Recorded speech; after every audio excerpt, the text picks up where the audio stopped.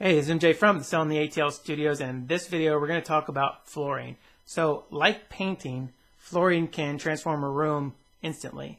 Unlike painting, it's a little bit tougher to do, and I suggest that you have a professional do it because if not, or if you're not familiar with it, not only can you make a big mistake that could cost you a ton of money, if it looks like an amateur did it, it's really bad. So I suggest just having somebody do it for you and paying that extra money to get that done.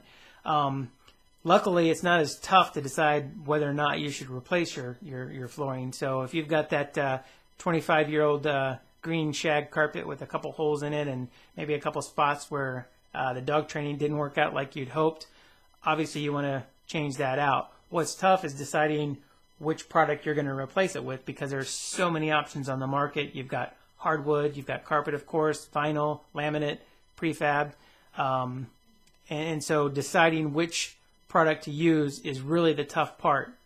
And without actually seeing your house and without actually just giving blanket advice, I would say this, there are a couple tips that I would use for you to decide what you want to do when you're replacing your flooring. And the first is take a look at the market. So go on Zillow or go on whatever the other websites are that you can see the other houses that are on the market and look and see what they have in their houses.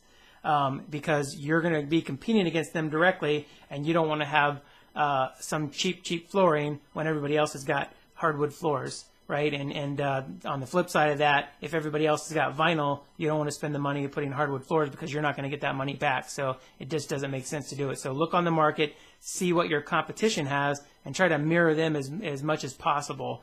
The next thing and the second tip is to think neutral, but don't think light colors, especially when you're talking about carpet, because when people walk in and they see a light colored carpet or light colored flooring and they have kids or dogs, instantly their minds are going to go to this being a full-time job, trying to keep that carpet or that flooring clean. So you want to make sure that you stay neutral, but maybe go a little bit darker, maybe use some textures that hide dirt a little bit better so it's not as obvious, and people can kind of feel a little bit more comfortable when they walk in.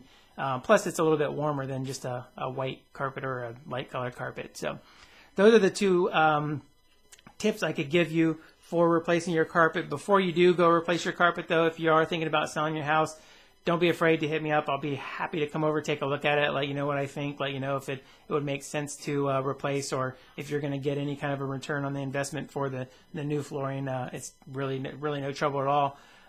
But for this video, that is it. This is MJ from the Selling the ATL Studios, and I'm out.